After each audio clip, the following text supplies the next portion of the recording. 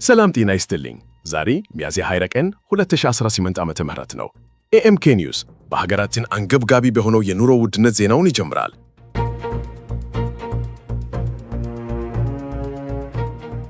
ኢኮኖሚክስ ተራ የቁጥር ጨዋታ አይደለም፣ የዳቦ ዋጋ እንጂ።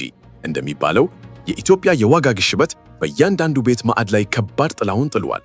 የምግብ ዋጋ በየሳምንቱ ሳይሆን በየቀኑ በሚባል ደረጃ ይጨምራል። የትራንስፖርት ታሪፍም ከነዳጅ ዋጋ መናር ጋር ተያይዞ ሰማይ ነክቷል። በዚህ ምክንያት ቤተሰቦች ህልውናቸውን ለማቆየት እጅግ አስቸጋሪ በሆኑና ልብ በሚሰብሩ ምርጫዎች ውስጥ ለማለፍ ተገደዷል። አዲስ አበባ ውስጥ የምናገኛት አንዲት እናት የነገረችን እውነት የሁላችንም ቤት ስጋት ይገልጻል። ከዚህ ቀደም በቀን 2 ጊዜ እንጀራ እንበላ ነበር፣ ዛሬ ግን ልጆቼ እንዳይራቡ ስል ወደ 1 ጊዜ ዝቅ አድርገነዋል ትላለች። የመንግስት ባለስልጣናት የተለያዩ የኢኮኖሚ ማሻሻያዎችን እንደሚያደርጉ ቃል ቢገቡም ዜጎች ግን የኑሮን ጫና በየቀኑና በየሰዓቱ በቤታቸው እየተጋፈጡት ይገኛሉ።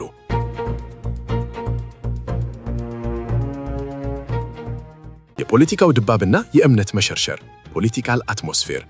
ፖለቲካ ማለት ንግግርና መግለጫ ብቻ አይደለም። ፖለቲካ ማለት እምነት ነው። እምነት ደግሞ በቀላሉ የሚሰበር ስስክር ነው።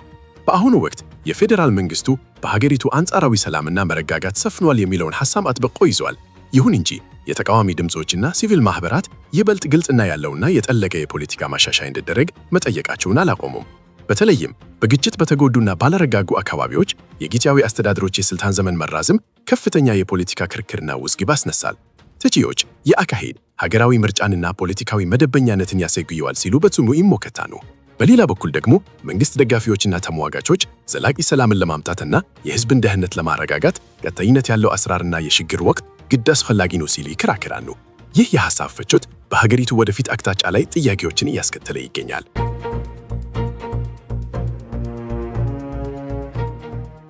መሰረተ ልማት ግፊትና የተስፋ ግንባታ ኢንፍራስትራክቸር ፑሽ።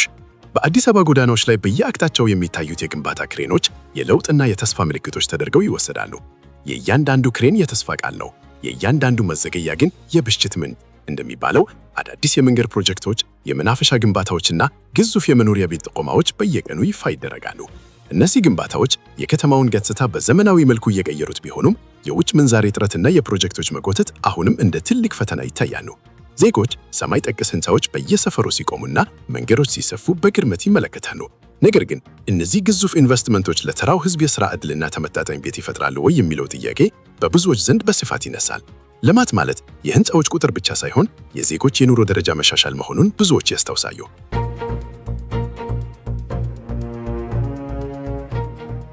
የሰው ልጅ ገጽታና የህልውና ትግል the human dimension።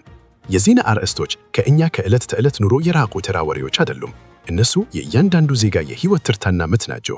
ዋጋ ግሽበት፣ ፖለቲካና መሰረተ ልማት ለኤኤምኬ ኒውስ ተመልካቾች ረቂቅ ሐሳቦች አይደሉም፣ ይልቁንም የዕለት ተዕለት የህልውና ጉዳዮች እንጂ።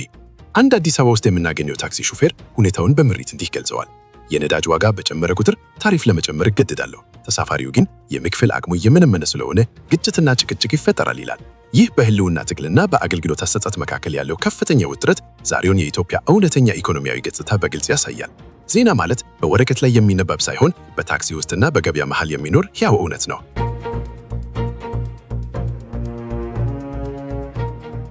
ኢትዮጵያ ከዓለም አቀፍ የምግብ ቀውስ ሪፖርት መውጣት the data gap። ዛሬ በወጣው የዓለም አቀፍ የምግብ ቀውስ ሪፖርት 2026 ኢትዮጵያ በዳታ ስህተት ይሆን ወይም በመረጃ እጥረት ምክንያት በግልጽ ባልታወቀ ምክንያት ከዝርዝሩ ውጭ መሆኗ ተገልጿል። ይህ ማለት ግን በሀገሪቱ ምግብ ዋስትና ችግር የለም ማለት አይደለም። ይልቁንም ትክክለኛና ወቅታዊ መረጃ ባለመኖሩ ምክንያት የዓለም አቀፍ የረድኤት ድርጅቶች ለኢትዮጵያ የሚሰጡትን ትኩረት ሊቀንሱት ይችላሉ በሚል ስጋት ፈጥሯል። መረጃ የሌለው ውሳኔ ጨለማ ውስጥ እንደመጓዝ ነው እንደሚባለው የዳታ እጥረቱ በእርዳታ አሰጣጥና በፖሊሲ ቀረጻ ላይ ትልቅ እንቅፋት ሊሆን ይችላል። ዜጎች በኑሮ ውድነትና በድርቅ እየተፈተኑ ባሉበት በዚህ ወቅት ግልጽና ትክክለኛ መረጃ ለዓለም አቀፉ ማህበረሰብ ማቅረብ የህልውና ጉዳይ ሆኗል።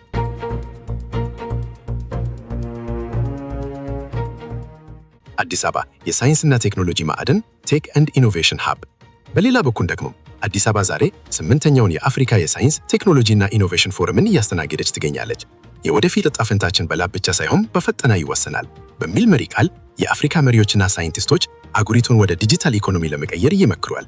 ጠቅላይ ሚኒስትር አብይ አህመድ የአፍሪካ ህብረት የሰው ሰራሽ አስተውሎት ወይም ኤአይ እና የዲጂታል ጤና ዘርፍ ሻምፒዮን ሆኖ መሾማቸው ለኢትዮጵያ የቴክኖሎጂ ጉዞ ትልቅ እውቅና ነው። ይህ ፎረም ለሀገራችን ወጣቶች አዳዲስ የፈጠራ ስራዎችን ለዓለም ለማሳየት ትልቅ ዕድል የሚፈጥራል። የቴክኖሎጂ እድገት ለግብርና፣ ለጤናና ለስራ ዕድል ፈጠራ ያለውን ፋይዳ ተንታኞች በስፋት እየዳሰሱት ይገኛሉ።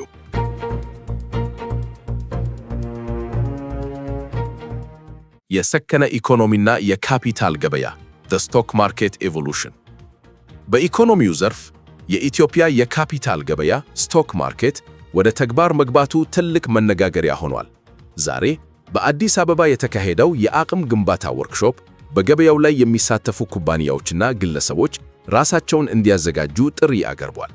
ምንም እንኳን ገበያው በአንድ ዘርፍ ላይ ብቻ ያተኮረ ነው የሚሉ ትችቶች ቢሰሙም የኢትዮጵያን የፋይናንስ ስርዓት ወደ ዘመናዊነት ለመቀየር የሚኖረው ፋይዳ ከፍተኛ ነው።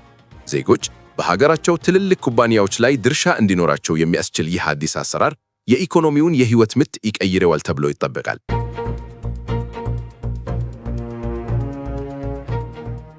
የአዲስ አበባ የፊልም ፌስቲቫልና የታሪክ ምስክርነት አዲስ ፊልም ፌስቲቫል ዛሬ የኤኤምኬ ኒውስ የጥበብና የባህልን ኃይል ወደሚዘክረው ዓለማችን ይዟችሁ ይጓዛል። ሲኒማ በስክሪን ላይ የሚታይ ትውስታ ነው እንደሚባለው በአዲስ አበባ የተካሄደው የፊልም ፌስቲቫል ከመስናኛነት ባለፈ የኢትዮጵያ ነፍስ መስተዋት ሆኖ እያገለገለ ይገኛል። በፌስቲቫሉ ላይ ስለ ስደት፣ ስለ እርቅና ስለ ጽናት የሚተርኩ ዘጋቢ ፊልሞች የዕለቱ ዋነኛ አጀንዳዎች ሆነዋል። ወጣት ተመልካቾች ስለ መፈናቀልና ስለ ማንነት ጥልቅ ክርክሮችን እያደረጉ ሲሆን፣ ፊልም ሰሪዎች ደግሞ ጥበብ እውነታን መጋፈጥ አለባት በሚለው ሐሳብ ላይ ይሟገታሉ።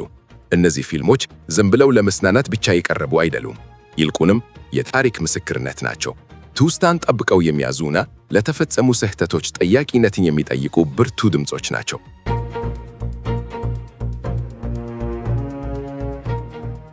ሙዚቃ እንደ የጋራ ሕክምና ሚውዚክ አዝ ኮሌክቲቭ ቴራፒ። ፖለቲካ በሚከፋፍለን ጊዜ ሙዚቃ አንድ ያደርገናል። የዜና አርዕስቶች ልባችንን ሲቆስሉ ደግሞ ዜማዎች ይፈውሱናል። በአሁኑ ሰዓት በአዲስ አበባ የሚገኙ የአዝማሪ ቤቶች በባህላዊ ዜማዎች ሲያስተጋቡ፣ ወጣት የሂፕሆፕ አርቲስቶች ደግሞ ማህበራዊ ጉዳዮችን በግጥሞቻቸው ፊት ለፊት እየተጋፈጡ፣ በግርግርና በውጥረት ወቅት ሙዚቃ የጋራ ቴራፒ ወይም ሕክምና ሆኗል። አዲስ አበባ ውስጥ አንድ ወጣት ራፐር ስለ ሥራ አጥነትና ስለ ነገ ተስፋ ሲዘፍን፣ አባቶችና እናቶች ደግሞ የኢትዮጵያን የረጅም ዘመን ጽናት በሚያስታውሱ የአዝማሪ ግጥሞች ምላሽ ይሰጣሉ። የህልውና ትግል ምት በየጋኛንዱ ዜማና በየጋኛንዱ ግጥም ውስጥ ሰርጎ ይገኛል። ሙዚቃ ለኢትዮጵያውያን መተንፈሻቸው ነው።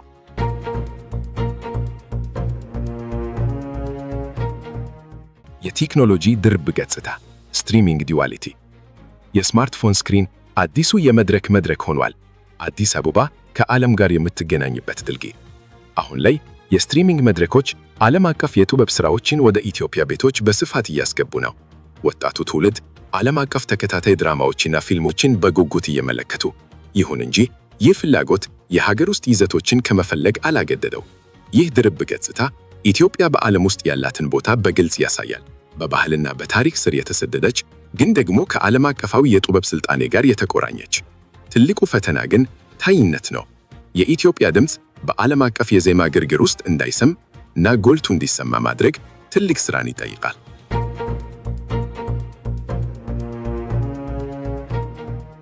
ባህላዊ ዲፕሎማሲ። ዲፕሎማሲ ሊሰናከል ይችላል። ባህል ግን የዓለም ሕዝብ ሁሉ የሚረዳውን ሁለንተናዊ ቋንቋ ይናገራል። የኢትዮጵያ ጥበብ፣ ሙዚቃና ስነ ጽሑፍ ወደ ውጭ አገራት ሲጓዙ ጽናታችንንና ፈጠራችንን ለዓለም ያስተዋውቃሉ። ፖለቲካዊ ግንኙነቶች በላሉበትና በከረሩበት ጊዜ ባህል ጠንካራ ድልድይ ሆኖ ያገለግላል። ለምሳሌ በአውሮፓ መድረክ ላይ የሚቀርብ የሐበሻ ጃዝ ባንድ ከመዝናኛነት በላይ ትልቅ ትርጉም አለው። እሱ ዲፕሎማሲ ነው። ኢትዮጵያ በዓለም አቀፍ የጥበብ መድረክ ላይ ያላትን ድምፅና ተጽዕኖ የምታሳይበት መሳሪያ ነው። ጥበብ የሀገር መልክና ኩራት መሆኗን ለዓለም ሕዝብ የምናሳይበት ትልቁ መንገድ ባህላችን ነው።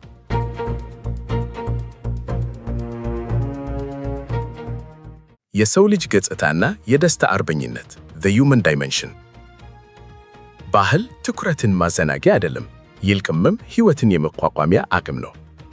ለተራው ዜጋ ባህል ማለት ህልውና ነው። በሰርግ ላይ የሚሰማ ዜማ፣ በትንሽ ሲኒማ ቤት የሚታይ ፊልም ወይም በአማርኛ የሚጋራ ግጥም እነዚህ ሁሉ ተስፋ ለመቁረጥ የተጋረጡ የጽናት መገለጫዎች ናቸው። መዝናኛ በግርግር መሃልም ደስታ እንደሚቻል ያስታውሰናል። ኢትዮጵያዊ መሆን ማለት በችግር መሃልም ፈገግታን መፍጠር፣ በጭንቀት መሃልም ለነገ ተስፋን መዝራት ነው። ጥበብ የጨለማ ጊዜ ፋናችን ነች።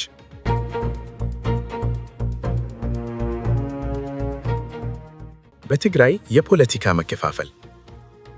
ትግራይ ዛሬ በአሳሳቢ አውራ ጎዳና ላይ ትገኛለች። አንድነት ወይስ መከፋፈል? ሰላም ወይስ ዳግም ጦርነት? የፌዴራል መንግስቱ ሚኒስትሮች ምክር ቤት የትግራይ ጊዜያዊ አስተዳደርን የስልጣን ዘመን በ1 ዓመት አራዝመዋል። ባለስልጣናት ይህንን እንደ ቀጣይነት ቢገልጹትም ተቺዎች ግን ፖለቲካዊ መደበኛነትን እንደ ማዘጋጀት ይቆጥራሉ። በሌላ በኩል ከጊዜያዊ አስተዳደሩ የተገለለው ህወሓት አሁንም ከፍተኛ ተጽዕኖ ያለው ሲሆን ከጊዜያዊ አስተዳደሩ ጋር ያለው ግጭት ክልሉን ለሁለት እየከፈለው ይገኛል። ይባስ ብሎም አንዳንድ የህወሓት ክፍሎች ከኤርትራ ባለስልጣናት ጋር ግንኙነት አላቸው የሚሉ ዘገባዎች መውጣታቸው የዳግም ግጭት ስጋቱን አባብሶታል። ትግራይ የውስጥ አንድነቷን ካላረጋገጠች ሰላሙ ዳገት ይሆንባታል።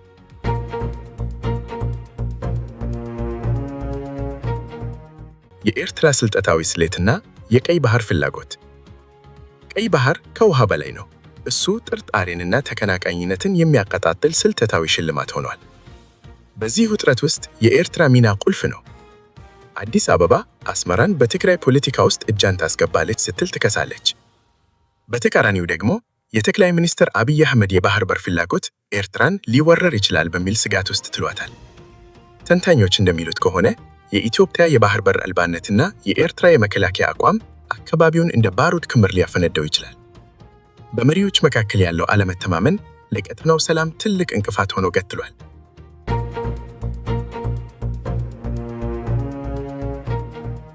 የሰው ልጅ ገጽታና የጭንቀት ድባብ። ለህዝቡ ሰላም ማለት የዜና አርዕስት አይደለም። ሰላም ማለት በቤትና በስደት በተስፋና በጭንቀት መካከል ያለው ልዩነት ነው። ከፖለቲካው ባሻገር ተራው ዜጋ የዚህን አለመረጋጋት ሸክም እየተሸከመ ነው።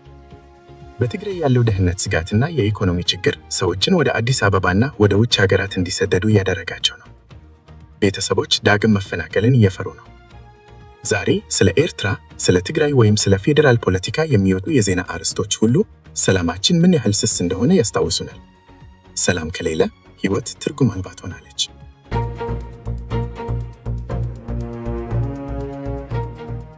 የቀጠናው የባሩድ ክምር። የአፍሪካ ቀንድ እንደ ባሩድ ክምር ነው። በትግራይ የሚነሳ አንዲት ፍንጣሪ መላውን ቀጠና ሊያቃጥል ይችላል። ተንታኞች እንደሚሉት ዳግም ጦርነት ከተቀሰቀሰ በኢትዮጵያ ድንበር ብቻ አይወሰንም። ከሱዳን አለመረጋጋት ጋር ሊደራረብ፣ የውጭ ኃይሎችን ሊስብና አጠቃላይ የቀይ ባህር ቀጠናን ሊያናውጥ ይችላል። ምንም እንኳን የሰከነ ዲፕሎማሲያዊ ጥረቶች እንዲደረጉ ቢመከርም በመሪዎች መካከል ያለው አለመተማመን ግን ስር የሰደደ ሆኗል። ይህንን ስጋት ለመቀልበስ የሁላችንም ጥረት ያስፈልጋል።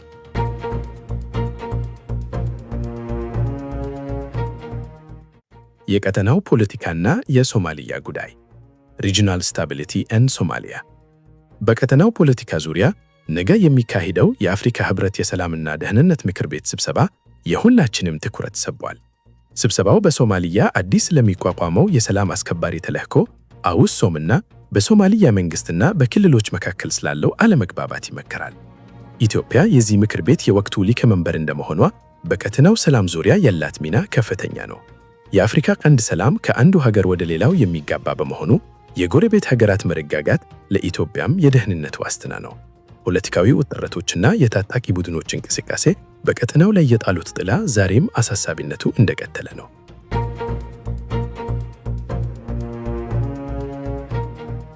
የነዳጅ ዋጋ መዋዠቅና የኢኮኖሚው ደም ስር ኦይል ቮላቲሊቲ። ዛሬ ኤኤምኬ ኒውስ የዓለምን የልብ ትርታ ወደሚለካው ግሎባል ፐልስ ዝግጅቱ ይዟችሁ ይጓዛል። ነዳጅ የዘመናዊ ኢኮኖሚ ስስ የህይወት መስመር ነው እንደሚባለው በአሁኑ ወቅት የዓለም የነዳጅ ዋጋ በከፍተኛ ሁኔታ ጨምሯል። በተለይም በዩናይትድ ስቴትስና በኢራን መካከል ያለው ፍጥጫ በሆርሙዝ የባህር ሰርጥ ላይ እክል በመፍጠሩ ገበያው ተረብሿል። ምንም እንኳን በተደረገው የተኩስ አቁም ስምምነት የባህር መስመሩ በጊዜያዊነት ቢከፈትም ነጋዴዎች ግን አሁንም ስጋት ላይ ነው። እንደ ኢትዮጵያ በገቢ ምርት ላይ ለምትታመን ሀገር የዚህ ተጽዕኖ ፈጣንና ቀጥተኛ ነው። የነዳጅ ዋጋ መጨመር ማለት የትራንስፖርት ታሪፍና የምግብ ዋጋ መናር ማለት ነው። በባሕረ ሰላጤው የሚከሰተው አለመረጋጋት በቀጥታ በአዲስ አበባ ገበያዎች ውስጥ ይሰማል።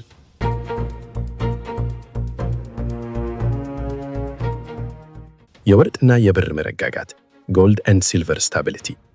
በማይታወቅና በማይረጋጋ ዓለም ውስጥ ወርቅ ብቸኛው መልህቅ ነው። የነዳጅ ገበያ ሲንቀሰቀስም ወርቅና ብር ግን ረክተው መቆየታቸውን ቀጥለዋል። በዓለም ዙሪያ ያሉ ትልልቅ ባለሀብቶች ሀብታቸውን ለማዳን ወደ እነዚህ ውድ ማዕድናት ፊታቸውን አዙረዋል። በኢትዮጵያ ወርቅ ትገኝነት ብቻ አለም፣ ይልቅንም በሰርግ ላይ የሚለበስ እንደ ታሪካዊ ቅርስ የሚከበር የባህል ምልክትም ጭምር ነው። ማዕድናት መረጋጋት ከነዳጅ ዋጋ መዋዠቅ ጋር ሲነጻጸር ዋጋ ኢኮኖሚያዊ ብቻ ሳይሆን ባህላዊና ምሳሌያዊ መሆኑን ያስታውሰናል። ኢትዮጵያውያን ዛሬም ወርቃቸውን እንደ ዋስትና ይቆጥሩታል።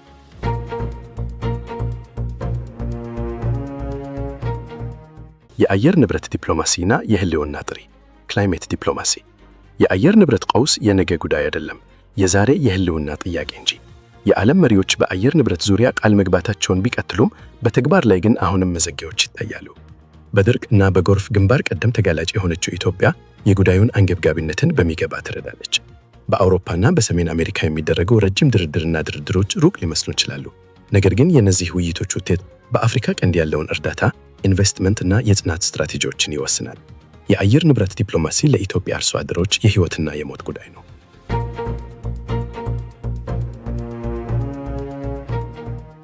የገንዘብ ገበያና የብር ተጋላጭነት ፋይናንሻል ማርኬትስ ኤንድ ከረንሲ።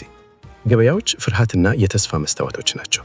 በአሲያና በአውሮፓ የሚገኙ የገንዘብ ገበያዎች የተዘበራረቁ ምልክቶችን እያሳዩ ነው። የውጭ ምንዛሬ መዋዠቅ በዓለም ንግድ ላይ ተጽዕኖ እያሳደረ ሲሆን የኢትዮጵያ ብርም በዶላር ፊት ከፍተኛ ጫና ውስጥ ይገኛል። ለኢትዮጵያ ነጋዴዎች ይህ ማለት ለገቢ ምርቶች ከፍተኛ ዋጋ መክፈልና አነስተኛ የትርፍ ዕዳግ ማለት ነው። ዓለም አቀፍ ፋይናንስ ረቂቅ ሐሳብ አይደለም። እሱ የእያንዳንዱን የአገር ውስጥ ኢኮኖሚ የህይወት ምት ይወስናል። የዶላር እጥረትና የዋጋ መጨመር በእያንዳንዱ ዜጋ ኪስ ላይ ጫና እየፈጠረ ይገኛል።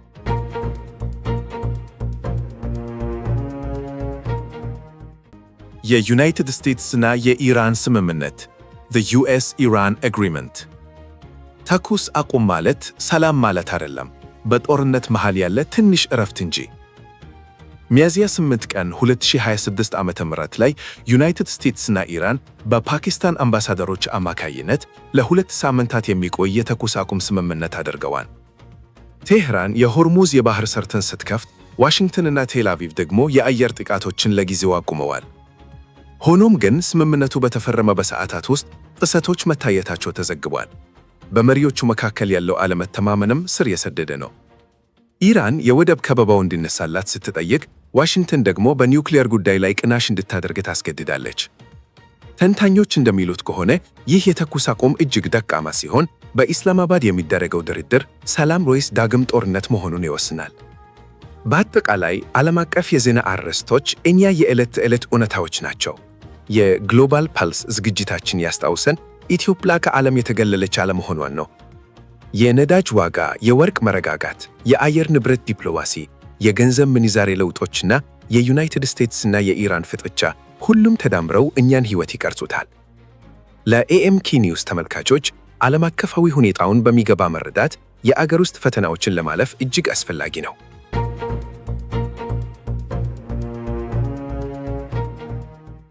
የሆሊውድ ተጽዕኖና የትረካ ኃይል ሆሊውድስ ናሬቲቭ ፓወር። ዛሬ ኤኤምኬ ኒውስ የዓለምን የጥበብና የመዝናኛ አዝማሚያዎች በምንቃኝበት ግሎባል ካልቸር ዝግጅታችን ሆሊውድን በለላይነት በመመልከት እንጀምራለን። ሲኔማ የሀገራት ለስላሳ ኃይል ነው እንደሚባለው ሆሊውድ ዛሬም የዓለምን ስክሪኖችን በመቆጣጠር የሰዎችን አመለካከትና እሴት በመቅረጽ ላይ ይገኛል። ከታላላቅ የጀግንነት ፊልሞች እስከ ታሪካዊ ድራማዎች ድረስ ሆሊውድ የአሜሪካን ትረካ ለዓለም ሕዝብ ያሰራጫል። ለኢትዮጵያ ይህ የበላይነት ዕድልም ፈተናም ነው። በአንድ በኩል ለዓለም አቀፍ ጥበብ በር ይከፍታል፣ በሌላ በኩል ግን የኢትዮጵያ ፊልም ሰሪዎች የራሳቸውን እውነተኛ ታሪክ ይዘው ወደ ዓለም መድረክ ለመውጣትና ተቀባይነት ለማግኘት ከባድ ትግል እንዲያደርጉ ያስገድዳቸዋል። የዓለም ተመልካች በሆሊውድ መነጽር እንዲመለከት ሆኖ ስለሰለጠነ እኛን ትክክለኛ ታሪክ ለማስረት ጠንካራና ጥራት ያለው ሥራ ይጠይቃል።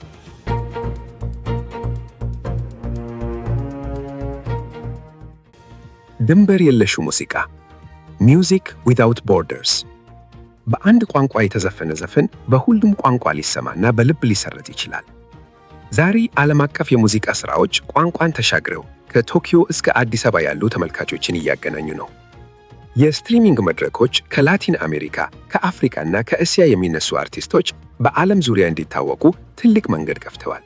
የኢትዮጵያ ሙዚቀኞችም በስፖቲፋይና በዩቲዩብ ላይ ቦታቸውን እያገኙ ነው። ባህላዊ ቅኝቶቻችንን ከዘመናዊ የሙዚቃ ስልቶች ጋር በማቀናጀት አዳዲስ ሥራዎችን እያቀረቡ ይገኛሉ። ሆኖም ግን ትልቁ ፈተና አሁንም ታይነት ነው። የኢትዮጵያ ድምፅ በዓለም አቀፍ የሙዚቃ ውቅያኖስ ውስጥ እንዳይሰምጥና ጎልቶ እንዲሰማ ማድረግ የዘመኑ የጥበብ ሰዎች ትልቅ የቤት ሥራ ነው።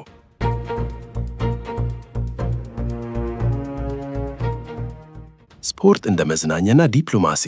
ስፖርትስ አስ ኢንተርቴይንመንት። ስታዲየም መድረክ ነው። አትሌት ደግሞ ታሪክን የሚተርክ ከዋክብት ነው።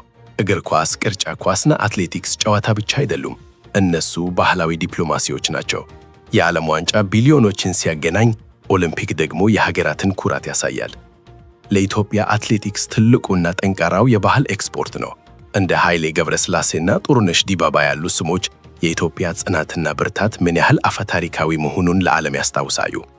ስፖርት ማንነታችንን ለዓለም የምናስታውቅበትና የሀገራችንን ስም ከፍ የምናደርግበት ትልቁ መድረካችን ሆኖ ቀጥሏል።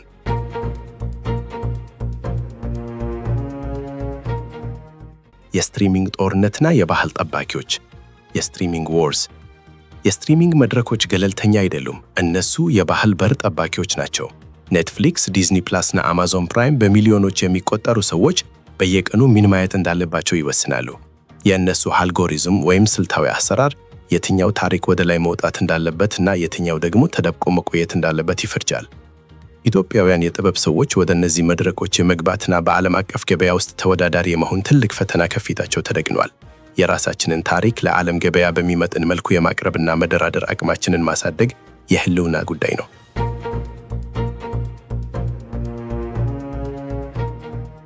የኢትዮጵያ ቦታ በዓለም ባህል።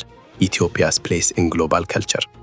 ዓለም አቀፍ ባህል የጋራ ውይይት ነው። ኢትዮጵያ ደግሞ በዚህ ውይይት ውስጥ በራሷ ድምፅ መናገር ይኖርባታል። የኢትዮጵያ አርቲስቶች፣ ፊልም ሰሪዎችና ሙዚቀኞች የሀገር ውስጥ እውነታን ከዓለም አቀፍ ፍላጎት ጋር በማጣመር ሥራዎቻቸውን እያቀረቡ ነው። ዋናው ተግባር ዓለምን መኮረጅ ሳይሆን የራስን ልዩ ጥበብ ማበርከት ነው። የኢትዮጵያ ታሪካዊ ቅርስ በዓለም አቀፍ ባህል ውስጥ እንዲጎላና የራሱን አሻራ እንዲያኖር ማድረግ እንጂ በሌላው ተጽዕኖ ስር መውደቅ የለብንም። ማንነትን ይዞ ዓለም አቀፋዊ መሆን ጥበቡ ሁሉ ጥበብ ነው። ለኤኤምኬ ኒውስ ተመልካቾች ዓለም አቀፋዊ ሁኔታውን በሚገባ መረዳት የሀገር ውስጥ ፈተናዎችን ለማለፍ እጅግ አስፈላጊ ነው። እናንተስ የዓለም አቀፍ ሁኔታው በአእምሯችሁ ላይ ምን አይነት ተጽዕኖ አሳደረባችሁ? አስተያየታችሁን ኮሜንት ላይ አጋሩን። ቪዲዮን ላይክና ሼር በማድረግ ቤተሰብ ሆኖ ስላዳመጣችሁን አመሰግናለን። ሰላም ለሀገራችን።